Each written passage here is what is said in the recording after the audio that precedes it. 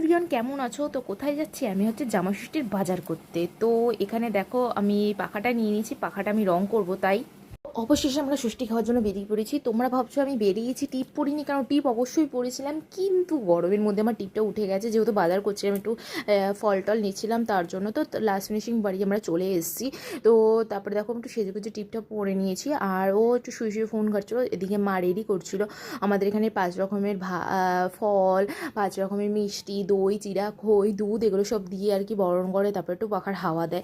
এই জন্যই পাখাটাকে আর কি সাজিয়েছিলাম। তো মেনুও অনেক কিছু ছিল, সেগুলো আর ভিডিও করা নেই। যেমন খাসির মাংস ছিল, 5 রকমের ভাজা ছিল, ডাল ছিল, ও তারপরে হচ্ছে বাটা মাছ ছিল, যেহেতু আমার বর বাটা মাছ খেতে ভালোবাসি, তো সেগুলোর আর ভিডিও করা হয়নি। তো যেহেতু ও ভিডিও করতে একটু পছন্দ করে না, তার জন্য আমি আর সেরকমভাবে ভিডিও করিনি।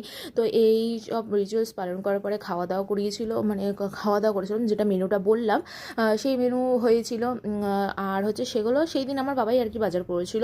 তো সেদিনকে ইলিশ মাছটা আর রান্না করেনি, যেহেতু বাটা মাছ করেছিল সর্ষে দিয়ে, তার জন্য।